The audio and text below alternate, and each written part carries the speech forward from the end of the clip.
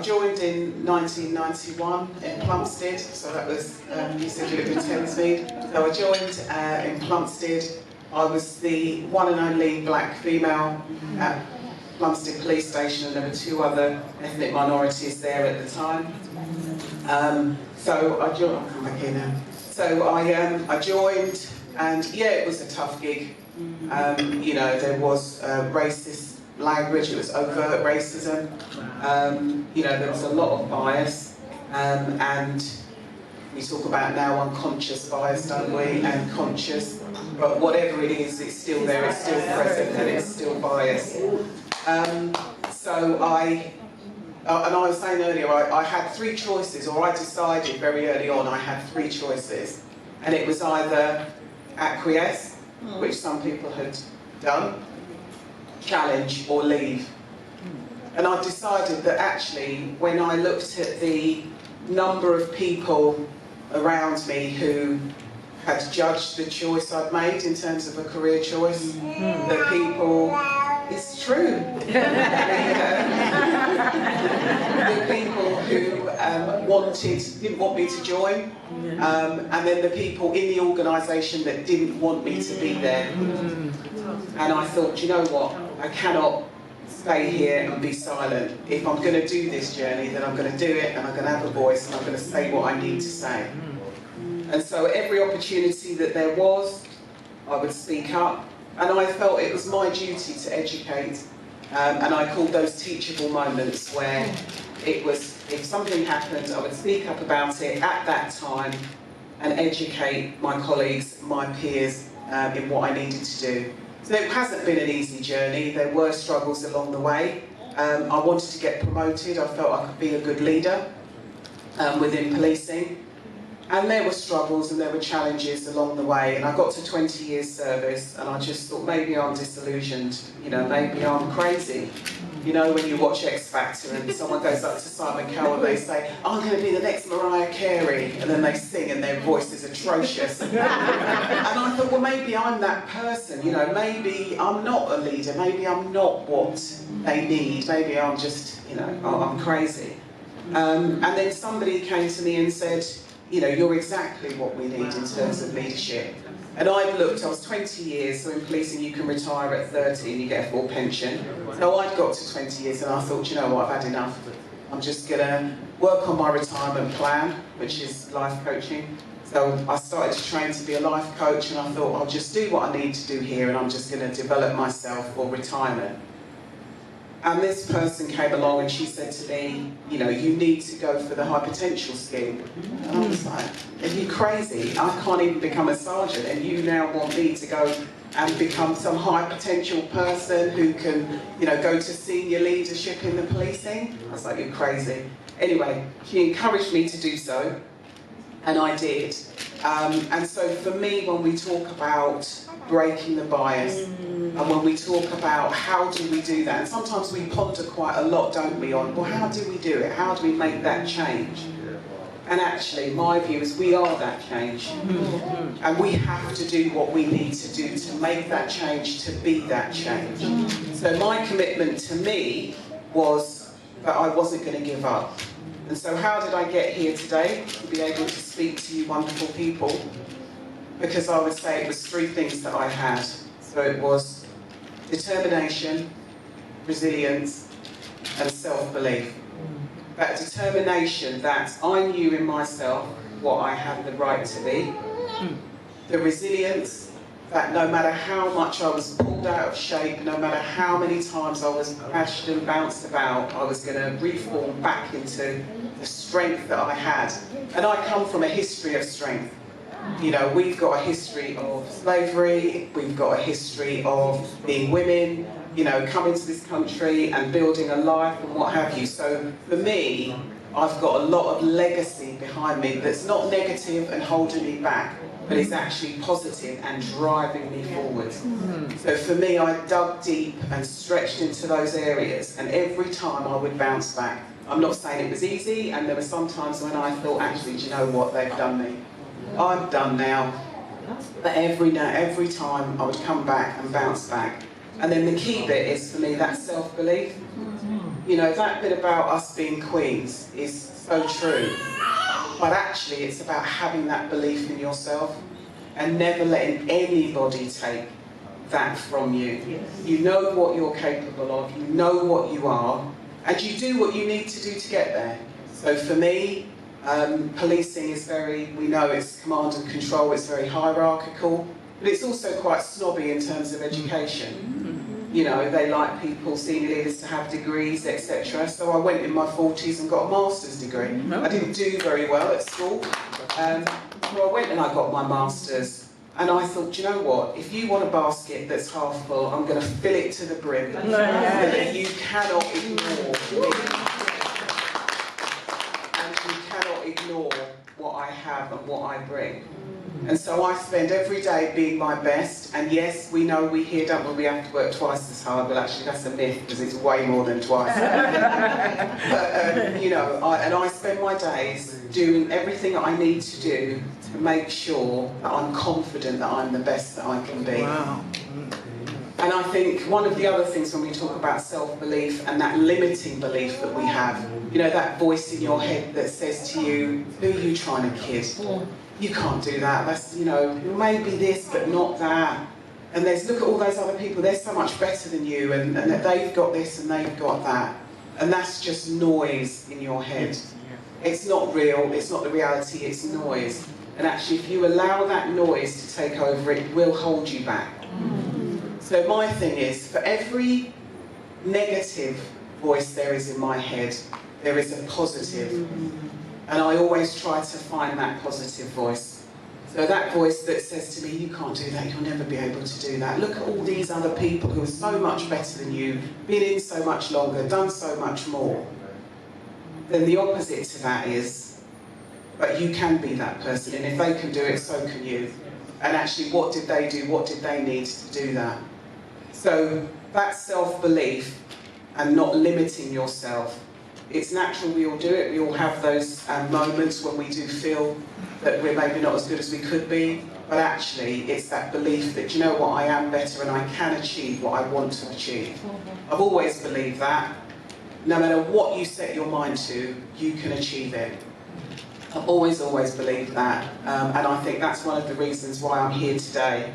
And then just to wrap it up, you know, we hear lots of negative terminology, lots of negative talk. We hear things about glass ceilings, we hear things about ladders and people moving them and not putting ladders for us, etc. And all I'd like to say on that is they're metaphors. That's right.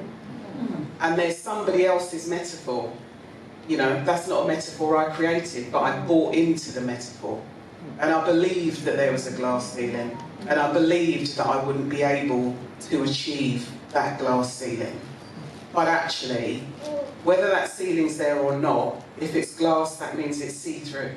So that means I can see what's there, what I need to aim for, and what I can achieve.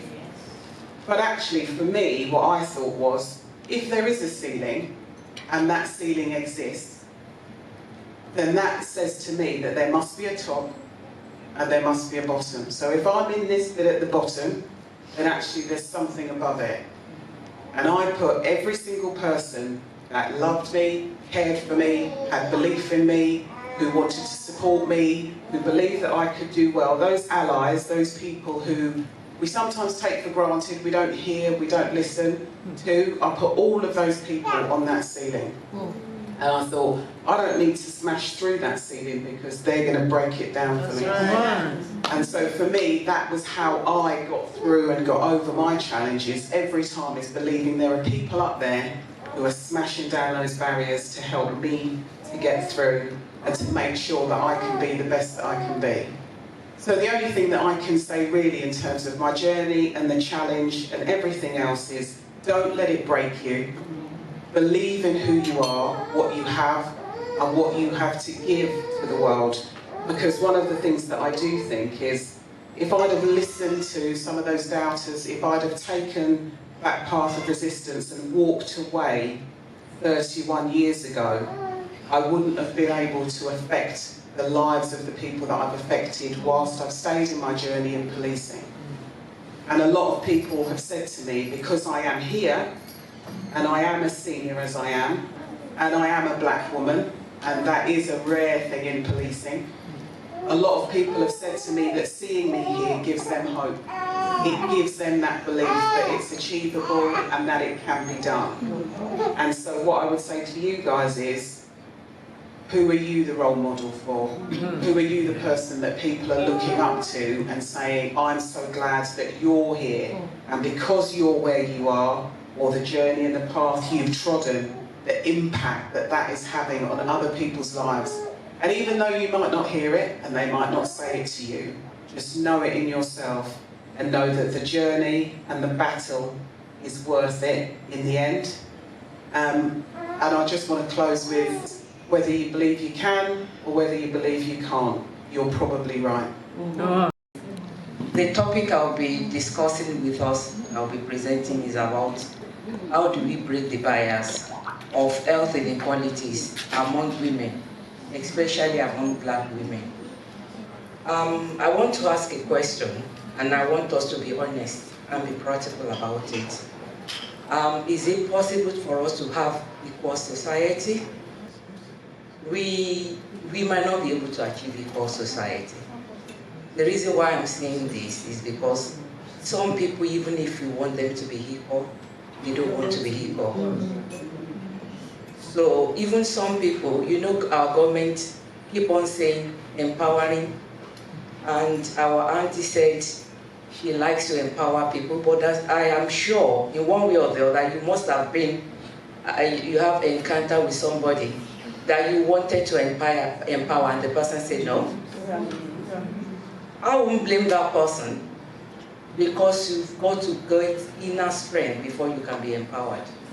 Some people, many people of our color, anybody, we are currently going through apathy. Anybody going through apathy will not be empowered.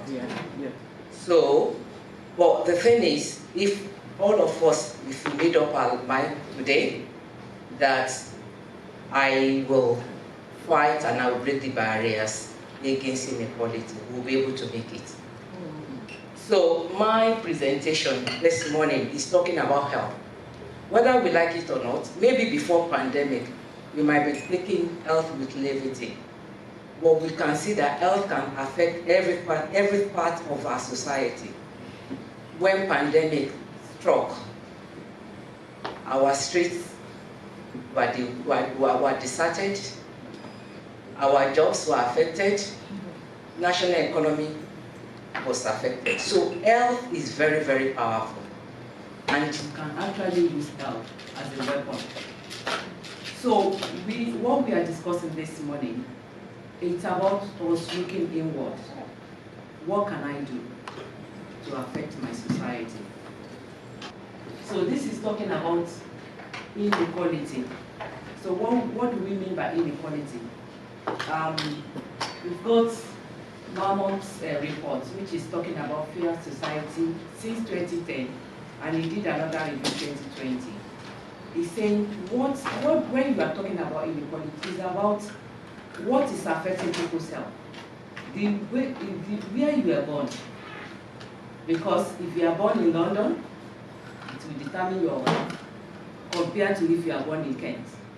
The place you are born, the place you are living, the place you are playing, you are working, and the place you get old in. We know that some areas in Kent, they are more affluent than others.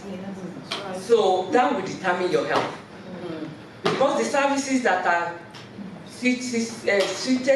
located in affluent areas is quite different from the services that are located in deprived areas. So it actually determines who we are or our state of health.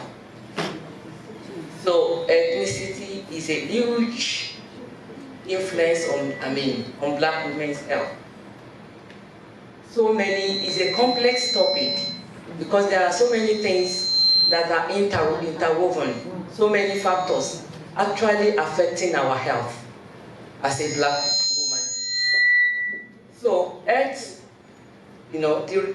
the evidence has shown that most Black women, they have high risk of reporting long-term illness, poor health.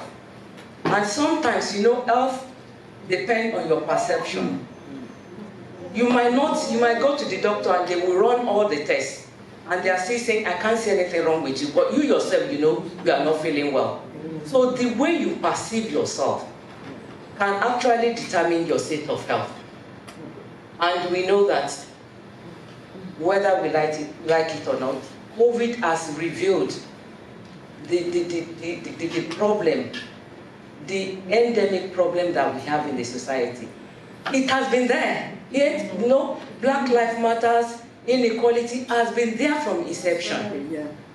But COVID has actually, it's like a mirror, maybe curtain, drawn for us to be able to know what is going on. What is going on among NHS workers.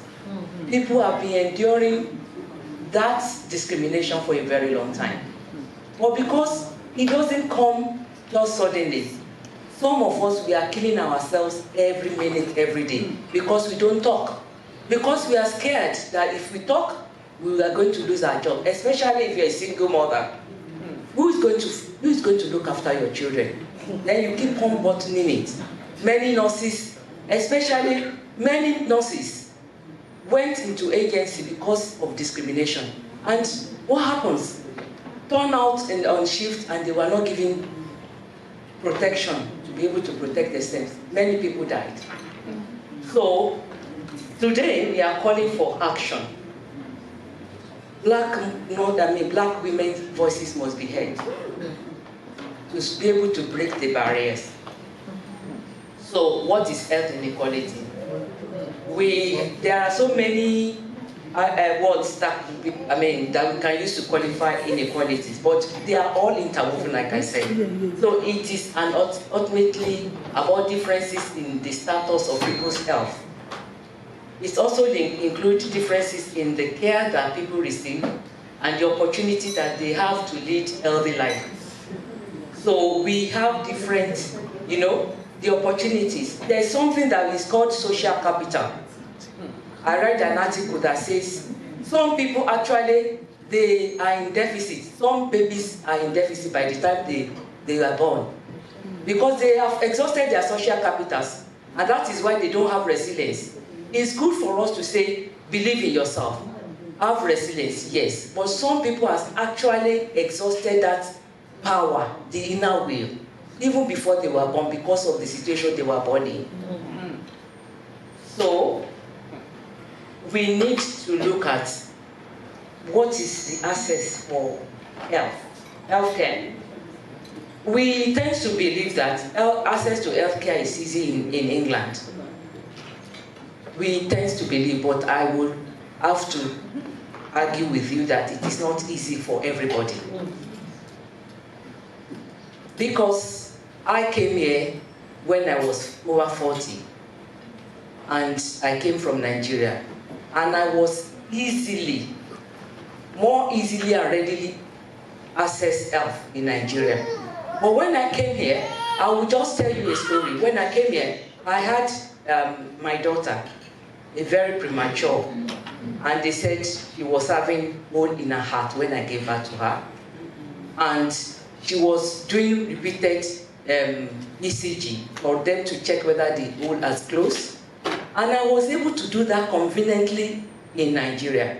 And she came here when she was 3, and the consultants in Nigeria said, make sure when she's 5 you check her, when she's 10 you check her. So when she was 5, I got to the GP and I said I requested, I wanted her to be checked, and the GP actually abused me.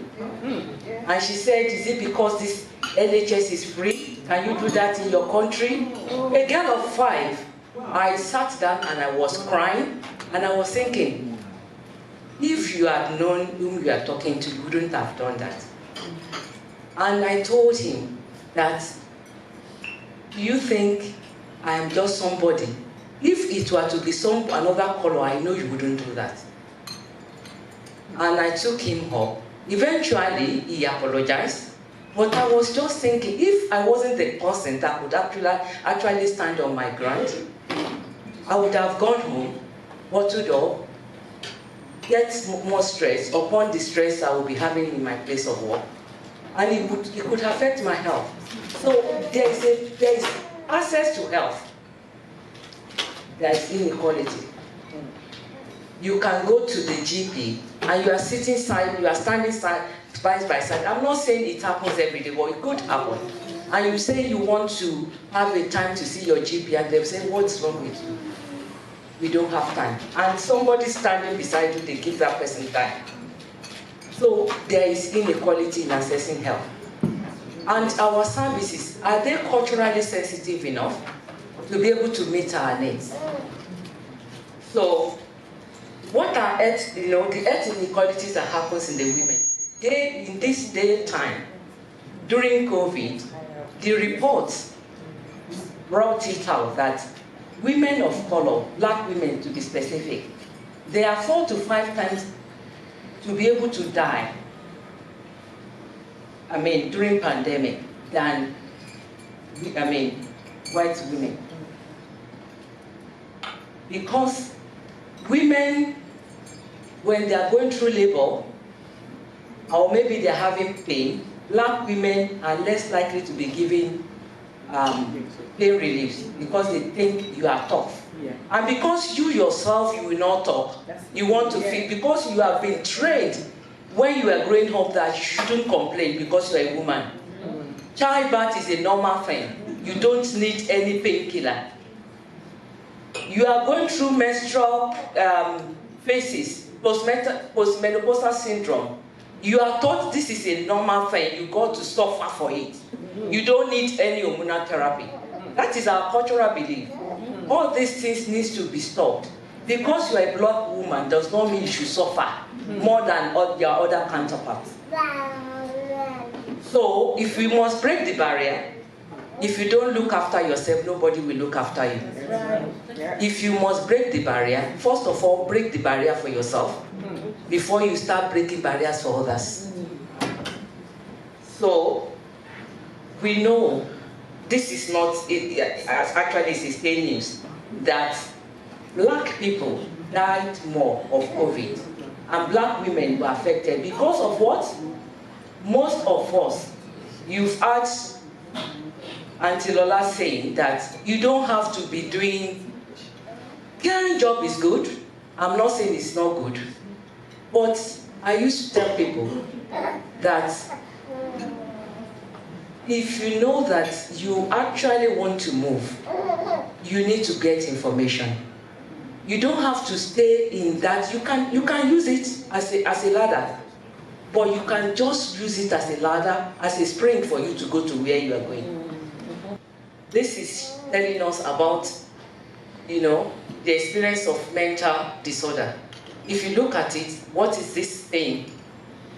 Black, 29.3. And the problem we have among female black women that are black, the problem we have is because even if you are going through depression, you are not allowed to say you are going through the depression. You say, God forbid. And because we think if you are having depression and you tell people, it's a sign of weakness. And many people has died prematurely because of this. That's right. And before you talk, it might be too late. It will not be too late for us. We are talking about obesity. Obesity is one of the things that are actually linked to so many other diseases. Hypertension, stroke, cardiovascular diseases, other form of cancer.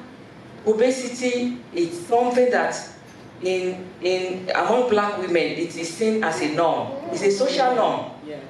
And even in some countries, even if you are a thin lady, it seems you are not wealthy. It seems you are suffering. It seems your husband is not looking after you. And I've seen people here that are here, when they are going back to Nigeria, they will have to go and take capsules for them to be able to be blown up, so that they can show that they are actually affluent here, they are enjoying. But it's killing yourself gradually. And it's showing. And that is why so many comorbidities and bad outcome from COVID. Nobody is going to talk to us if we don't talk to ourselves. That's right. We have to look after our health. health is wealth. It is when you are healthy that you can go to school to develop yourself, go to university. It is when you are healthy that you can take a leadership role. The sisters that they have spoken before me, you agree with me that the leadership is very stressful. So if you are not in the right frame of mind and your body, it will affect your effectiveness. And people will be saying, what do you expect? She's a woman. Mm-hmm. It's not about your gender. It's about your health, both physical and mental health. So what are the causes of health inequalities? Like I said, it's a complex thing. It is interwoven. We know that, number one, social-economic inequalities. And that is why they couldn't pinpoint why blacks, and especially black women, were dying more in COVID. Most of us, we prefer probably to buy clothes to show off than to go for exercise than for us to look after ourselves. Or people from back home, they're asking us for money and we want to show off that we're in England, we can actually cater for the whole world instead of looking after ourselves. We don't know what are the causes of health inequalities. We know that they are interwoven. Discrimination is a big problem. Like we have talked about unconscious bias, and that is what is killing. When you are in a place of work, it is subtly, you cannot, when they're asking you what is the matter, you can't actually say, but you are not comfortable. You are stressed psychologically. How can you address this? So let's go to the slides. I'm going to talk about what we can do.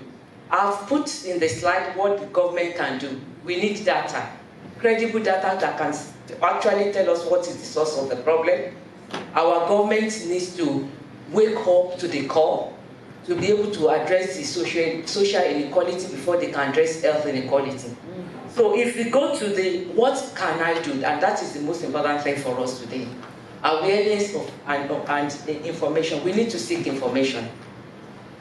Because there are so many things, like what Magdalene Ministry is doing. Magdalene Ministry can be beside my house, and that is the problem here. And I might not know if I don't seek for that information. So we need to seek for information. We need to, first of all, look at ourselves. How can I empower myself? What can I do to empower myself? How can I develop myself so that I will not be having self-pity? If you continue to have self-pity, the way you address yourself, other people will address you like that. Yeah. So you need to raise up. You need to think of what can you do. What has brought the Magdalene Ministry? She might have been pitying herself. Oh, I'm a widow. Oh, I'm a single mother. But she has brought something tangible out of her situation through the help of God. Then, social and community support. We need to support each other. We need to help each other. We need to be a role model. We need to help other people to grow. Then, we need to prioritize our health. Thank you. So, before I go into females in the fire service, I wanted to give you a quick overview of a couple of the roles within the fire service, just in case you aren't aware. So we have 4. There's a whole-time firefighter, what I am. Then we have an on-call part-time firefighter. These are firefighters that respond from home or at work. They work on on-call hours. It's not their sole job, being a firefighter. And then we have staff that work in fire control. They answer emergency calls and mobilise fire engines. And then we have support and corporate staff. These are members of staff that literally keep the fire service running. So our HR, finance, IT, anyone that works in an analytical department, looking at data, crazy people, research teams, vehicle mechanics, property maintenance, and then we also have an education team and a business safety team. So lots of people. So I was here to talk to you about females. So first of all, I want to give you some national statistics to put things into perspective.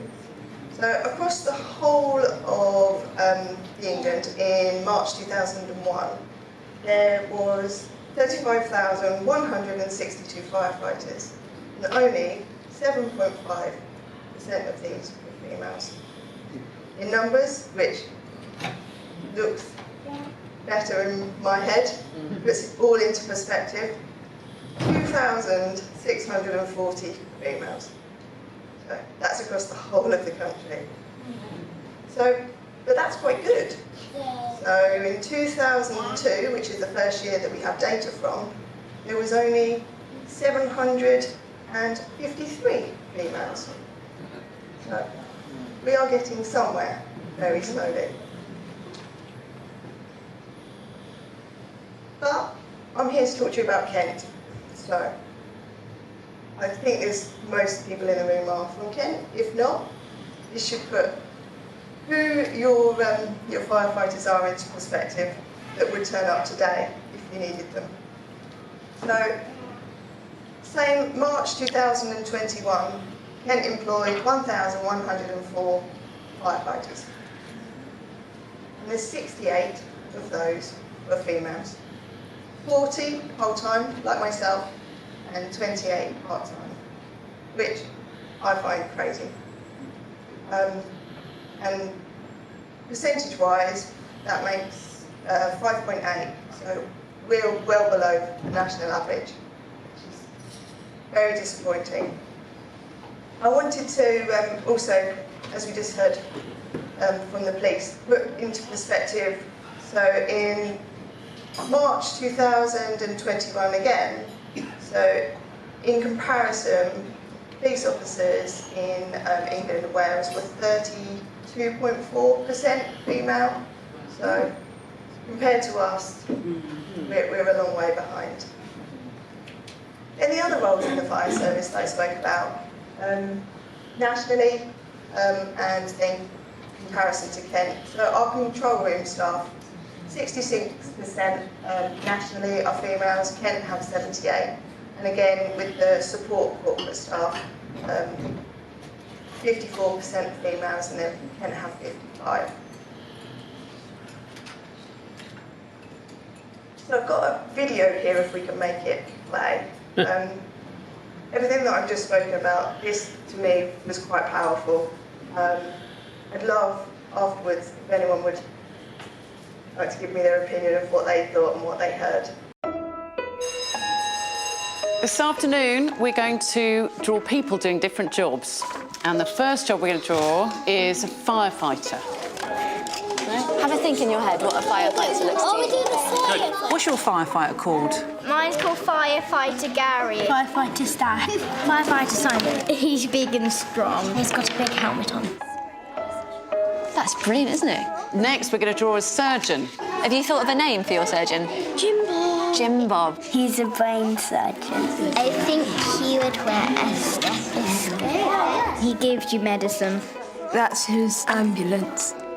OK, next, we're going to draw a fighter pilot. This is his jet plane. He rescues people. He likes to do stunts in the air and stuff. OK, now, who would like to meet these people for real? Yeah!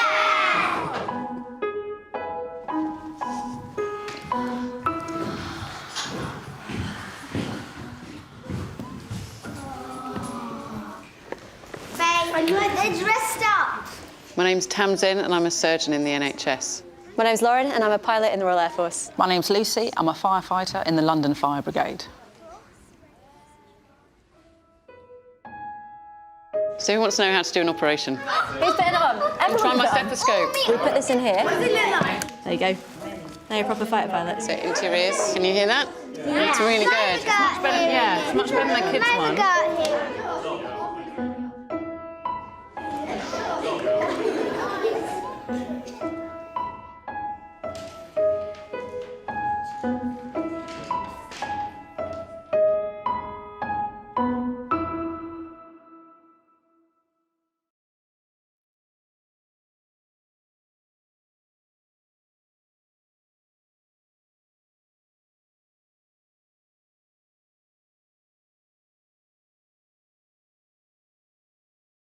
It just highlights the importance of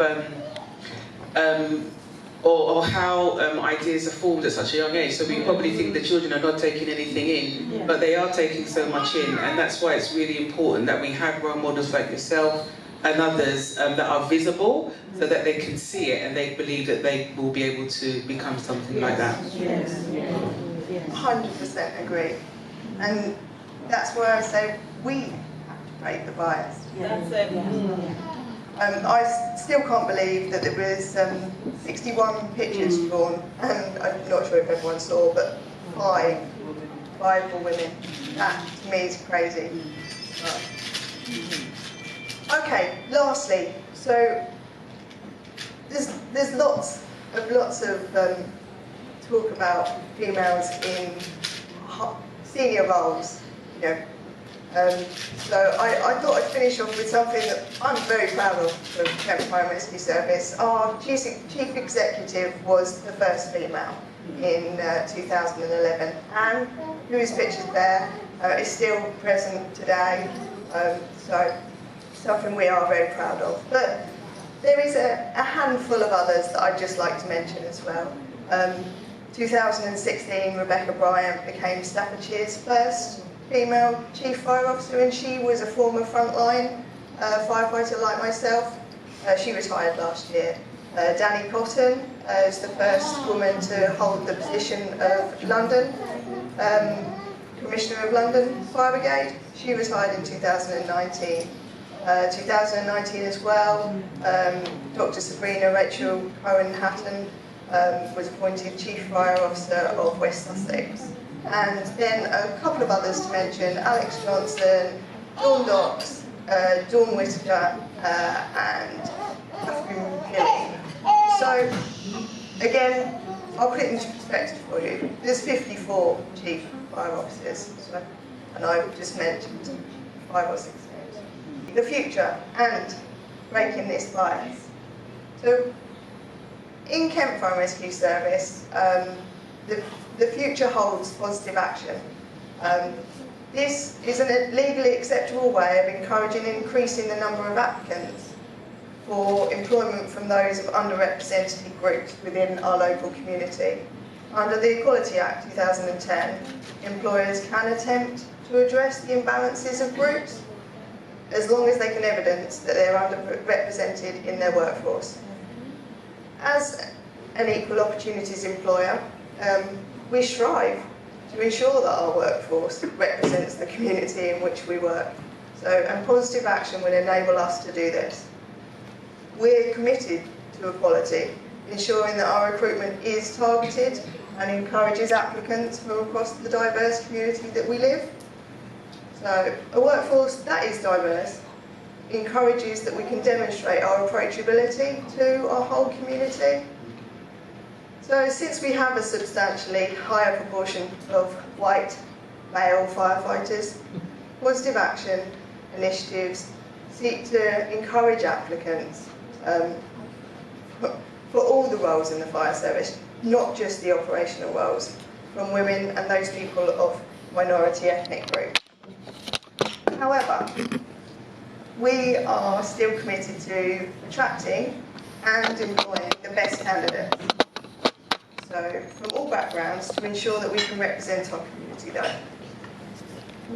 We currently have role models within our service. They're hoping to positively address the gender imbalances,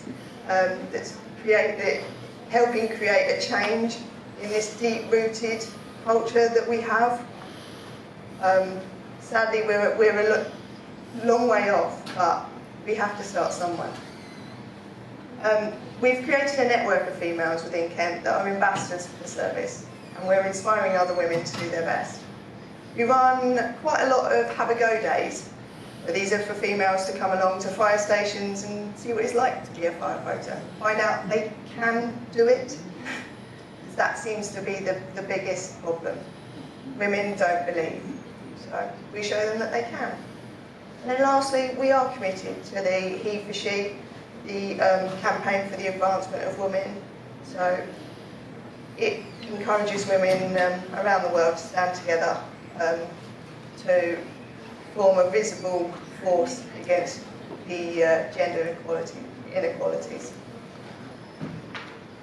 So, that's it. Thank you very much. I'm the geek. I'm the crazy one. Crazy for getting into IT. I got into IT in the very early days. Some of you may remember the 80s, the mid-80s, when computing wasn't actually very mainstream, and only really big businesses had computers. And I was the person who loved maths. Yeah, I was that person. I love science, I love maths, and I ended up taking computer studies A-level, and I enjoyed it so much, and it was quite a pioneering subject at the time. And you can't believe that now, that computer studies would be so unusual, but in the 80s it was quite unusual.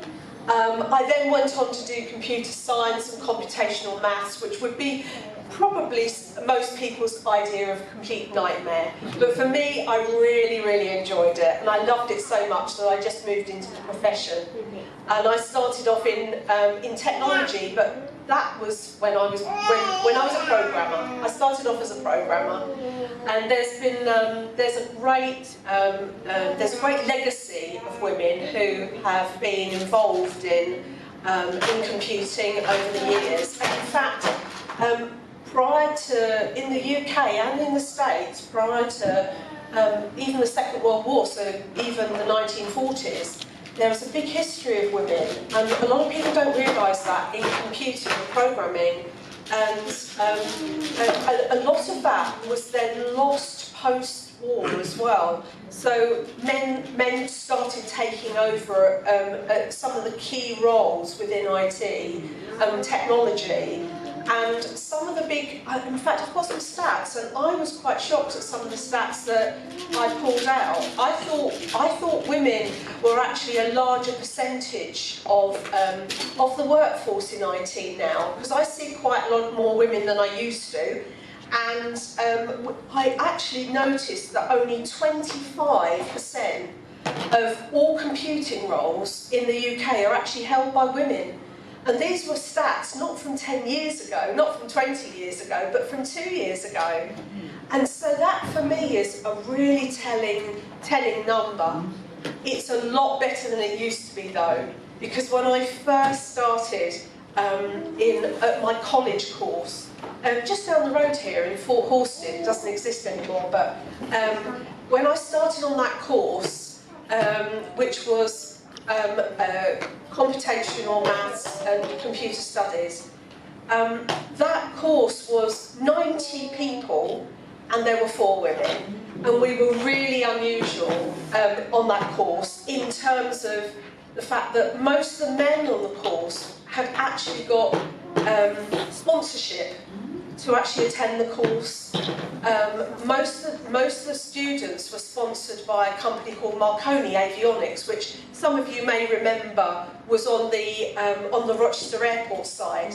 And all of the students they sponsored were men. And everybody in their second year went off to work a year at Marconi. And all the women I was with, 5 or 6 women, we just did 2 straight years. None of us got sponsored. So, but I was grateful that I pushed through that course, because the women on that course really were inspiring. There was a single mother who had problems with her children being looked after while she was at a full-time course. And I know many in this room will have had exactly the same experiences. And I was fine because I didn't have any dependents. That was easy for me. But there were lots of other women who really pushed through and really powered through that course and excelled. The men, they were being sponsored. And I will be honest, a lot of them didn't work very hard. But that's not to take anything away from them. I'll throw another fact at you as well, which is another one that's quite interesting. And it rang a little bit true to me when a previous speaker was saying that thinking of leaving the profession, because I think there's a lot of women that do go into technical professions, male-dominated professions, such as IT and the ones that we've heard about today. And you spend years battling. It feels like you're challenge. And you get to a point where you actually feel quite worn down. And I have recently felt like that. And I'll be completely honest with you, I have looked at retiring early, and how much will it be, can I retire? And then you listen to other women in these professions and you think, actually, no, I've earned my place here. I've earned the right to work here. I've earned the right to this role. I've worked really hard for this role. I enjoy what I do. I enjoy working with other women as well in my team, and in my wider team too. That's the same research from 2 years ago shows that more than 50% of women leave their technical roles mid-career.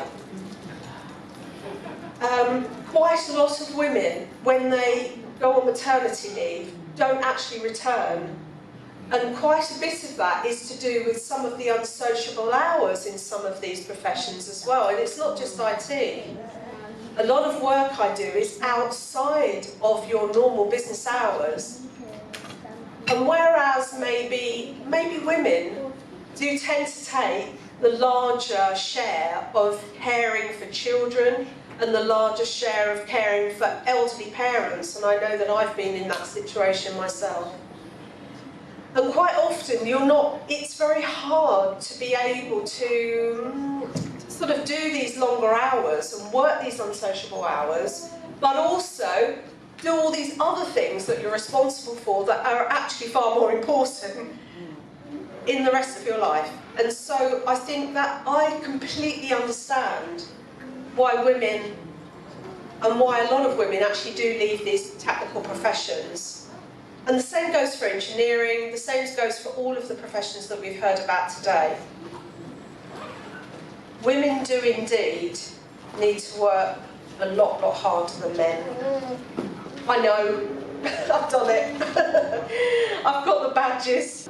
But one of the other stats I heard was that there's been a push to get more women into engineering and technical professions, but the same study from 2 years ago showed that only 3% of women who were surveyed, and it was a big survey base, only 3% said that they wanted to go into a role in computing, which I think is so sad, because I know that I work with some really excellent women, and they're so knowledgeable, they're so experienced, and that would be an awful shame if we had never had them in the team.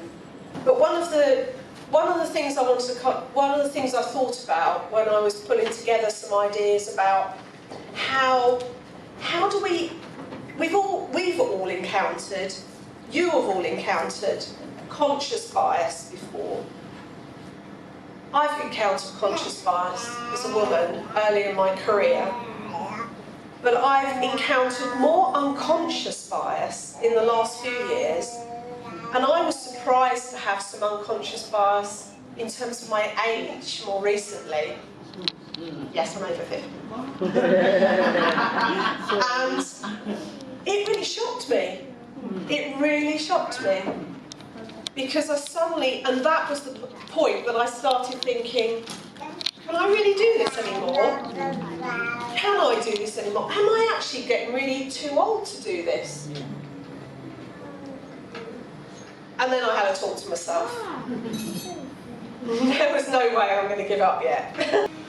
But one of the things that I sort of focused on, if you like, or I've focused on in the last sort of 6 months to a year in particular, I'm working with a lot of younger women, and who are coming through to be sort of more senior project managers and to be project managers in IT and more senior people within the technology field.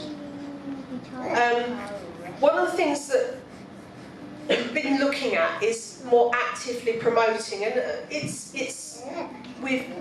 become more prevalent during the last 2 years, of course, when we were all working at home, but looking at how we can make much more flexible working practices, because we have to acknowledge that women do take a lot of a share of looking after elderly parents, elderly relatives, dependents, children.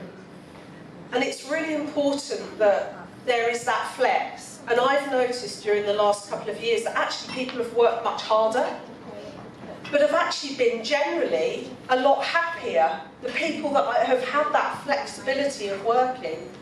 And I think it's a complete fallacy to say that you need to be in an office in order to work properly, because I actually think that people want to have that, they want to be empowered to be able to work when they need to, and they will, and people then generally give more, and they're more happy in themselves. This idea of presenteeism is a very dated one, and I have noticed, unfortunately, that it tends to be the most senior managers who want you present. And I think it might be something to do with our managerial skills, I'll be honest with you. I think it takes skill to be able to manage a diverse workforce, teams who are dissipated in different locations, and also work different hours and have different needs. But ultimately, if you look after people, then they'll look after you and your business and your team. People will get the work done, and it's all about making sure that you empower people, and in particular women. One of the things I'm really conscious about is when you're leading teams of people, and especially women, you need to make sure that their voices are heard. Quite often women have been, and it happens with very senior women as well. You see very senior women sitting in meetings being quite quiet, and yet they have great input to have. And I think it's really important that we all take away from this, when we go back to a meeting, when we're in a meeting, when we're in a social gathering, to make sure that all the voices are heard, and to make sure that you're supporting all of those women who want to say something, or if somebody's cut off halfway through their speaking, which happens to me quite often actually, you say, "I'm sorry, I do need to finish my point." It's really important that you make yourself heard, and that's not just for you, but that's for us to support each other to do as well. One of the things we all need to do is be aware and call out unconscious bias as well. We need to train our teams to make certain that everyone understands that maybe through conditioning in earlier life, we saw it on the earlier video, that there is that unconscious bias there, and being aware of our own unconscious bias as well. That's the starting point for me, or that has been the starting point for me. We all know about the blind recruitment as well, and that's something that we've been really pushing for within the bank that I work in at the moment, is to make sure that, obviously, when you meet somebody face to face, that's a different situation, but in the earlier stages of application, that you do that blind. So you do that with having CVs that are anonymised, so that you don't know whether they're male or female, you don't know their background, because bias can come in all sorts of different guises. So you can have, it's not just gender bias. We've heard about socio-economic bias. We've heard about educational bias. that's a very interesting one for me, because I too have worked in companies where they say, where did you get your degree? I don't have one, but I've got all the skills and qualifications that I need to do this role. And I think there's all sorts of different biases that we just need to be aware of in ourselves and also aware around us as well. I think the last thing is just going back to that amplification of women's voices. For me, that's the key thing, is to make certain that women are part of any conversation that I'm having, I'm leading, I'm part of. And I think that's something that we just need to all work with each other doing, amplify each other. And thank you to Lola as well, who is constantly amplifying women's voices and supporting women and underpinning women in order to do more. So thank you very much for your time today. So today we wanted to talk a little bit about the menopause, not too much, and empower you with knowledge of what to look out for and how to ask for help. And like the doctor said, you need to ask. You can't be thinking, oh, I'm not supposed to ask, I don't need help, this is just same as childbirth, you know, something I have to go through, it's natural, I've got to keep quiet, just put up with the pain. It is something that you may need help for, and so we want you to have the knowledge and power to be able to go to your doctor or go to your health professional and ask for that help that you need. So, I just want to say, listening to obviously the fabulous speakers that we've already had today, I think it's going to make so much more sense when we do our presentation as well, because we want to keep women in the workforce so they can be amazing in the police force, amazing in the fire service, amazing in IT, amazing in public health. If we can just educate women around the perimenopause and menopause, because I'm going to give you some stats now. So it's estimated there's around 13 million women who are currently perimenopausal or menopausal in the UK. That's huge. It equates to about a third of the entire female population of the UK, and over 50% of the world's population will go through the menopausal transition. 50%. Yet this isn't talked about. So some stats in the workplace, and this is what I found quite shocking. 30% of women took sick leave to manage their menopausal symptoms. I've seen stats that state that's even higher than that. A third felt embarrassed raising their problems or their issues with their line managers. And 2/3 of women have difficulty concentrating due to menopausal symptoms. I'm one of them. I'll lose track, and it's just like I've been at a computer trying to put information in, and I just stop halfway through and gone, I can't do this. So having the knowledge around the perimenopause and menopause has really helped me to help other women so we can keep the women in the workforce. But do we know what the menopause is? Do we know? No. This is the thing, we need to get this message out there. What is the menopause? It's not a medical condition. It is a change, a biological change that has health-associated risks, particularly around cardiac health, bone health, and brain health. The average age that a woman will go through the menopause in the UK is 51. That's the average age. It is considered that you are postmenopausal when you have gone 12 months and you are period-free. That's the medical line. So 12 months, period-free, postmenopausal. But some women, it may be a little bit longer than that, but any post-bleeding after that 12-month period always needs to be investigated by a GP. And it can affect women so differently. And I think this is the biggest thing, we're all individuals. Some women will just sail through the menopause and not know they've gone through it. They'll have no hot flushes, they'll be absolutely fine. Other women will suffer terribly. And some women actually think they're going mad. I've been one of them. I've sat in my car, went to fill up my car with petrol. Now, how many times I've done that?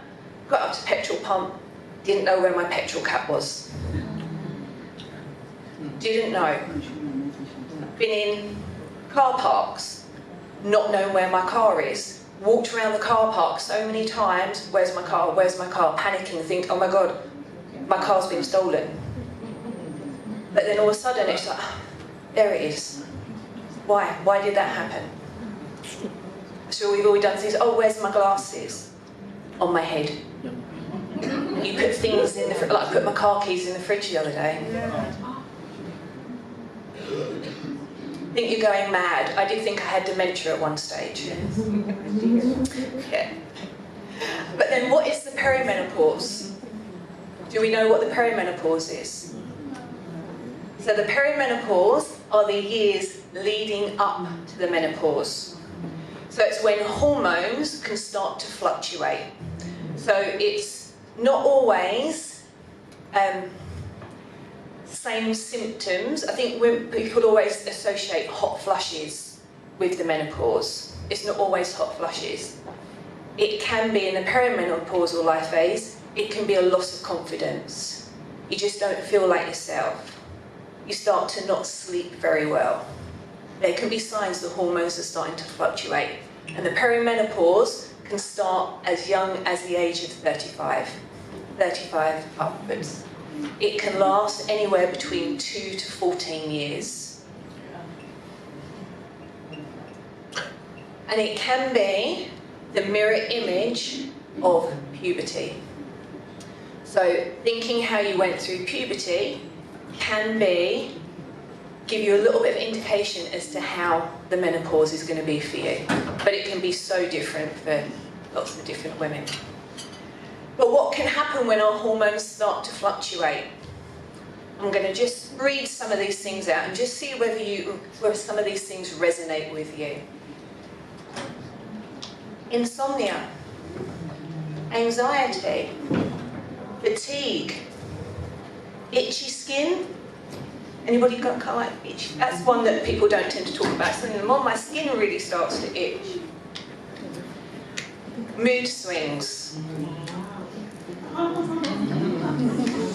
Generally, the perimenopausal mood swings, mood swings tend to be more anger and irritability. Increased pain. Quite common for women to suffer with plantar fasciitis, hip pain, frozen shoulder in this life phase. Constipation, as we said, loss of confidence, the brain fog, vaginal dryness, incontinence, bloating, headaches. How many of those things would you actually start to associate with the perimenopause, or would you think it's something else? Or do you think you're just going mad? So insomnia is a massive symptom of the perimenopause and the menopause. So we always do a big presentation on sleep when we're doing workplace health. So we're just going to talk a little bit about sleep. Everyone knows when you don't sleep very well, or if you've had a broken night's sleep, if you're feeding the baby all the time, or if you're not sleeping well, where you're later on in your pregnancy, you can feel moody the next day, you feel irritable, you feel sometimes anxious. Some people can get panic attacks as well and feel a little bit lightheaded. So if you're already having other symptoms to do with the menopause, which are moodiness, and then you're not sleeping, which is maybe more moodiness, as you can see, the pathway or the spiral just keeps on rotating. Lack of concentration as well, and that brain fog that Nicola spoke about. So it's really important to think about your sleep. Keep a sleep diary. Is there anything that you're doing on the nights you're not sleeping well that are triggers to you not sleeping well? Can you start to have a bedtime routine like a child would, of going upstairs, reading your book, brushing your teeth, having a bit of quiet time like Lola spoke about before, that mindfulness, that quiet time before you go to sleep? Can you leave your mobile phone downstairs and instead of having it by the bed as an alarm? We all do it.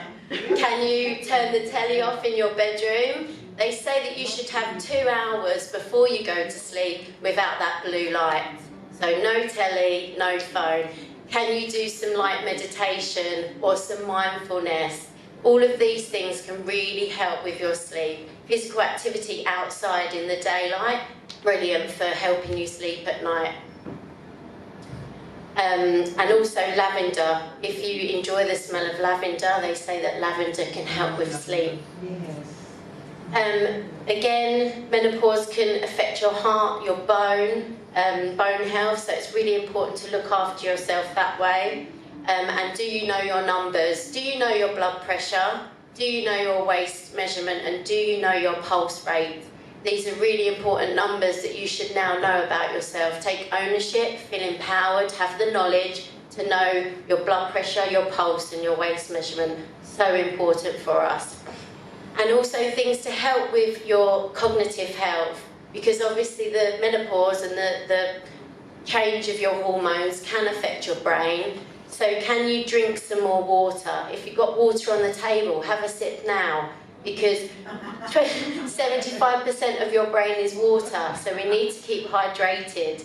Can you increase your good fats? Don't be scared of fat. Be scared of the bad fats, the saturated fats, but can you eat some nice fish, some avocado, getting that into your diet for brain health? Fruit and vegetables as well. There's loads of fruit at the back. Lola said we can't waste, so we all need to go and eat the fruit. And keeping your legs nice and strong. There's a study that shows that strong legs can help with your brain health. So keep your legs nice and strong. And just think about if you are going through the menopause or the perimenopause, can you do a few things to help yourself? Can you reduce your caffeine intake?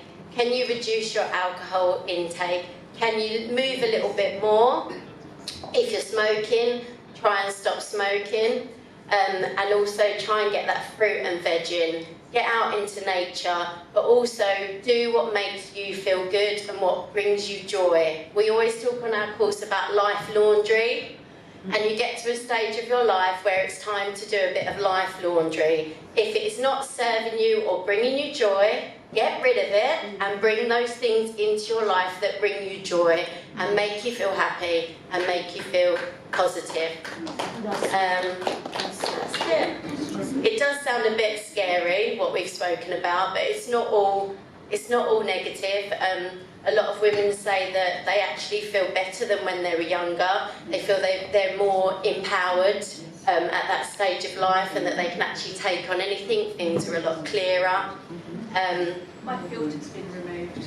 Used to be always a quiet one, never say anything to anybody. That's gone now. If you are struggling with any of those things we've spoken about, please do go to a health professional, because there is help out there and you shouldn't have to suffer in silence. And myself and Nicola are here. If you've got any questions, if you want our contact details, please come and get them. We will happily go into the workplace and deliver our education sessions if you do think you might need them there. And if there's 4 things you can do now, we would like you to start a conversation with your family or friends. Let's break the bias on the menopause. Let's start talking about it. Sip water. Try and get out for 20 minutes for a walk or a 20-minute dance. That will be our tip for today. And also practice some relaxation and breathing. But thank you very much. Have a nice afternoon.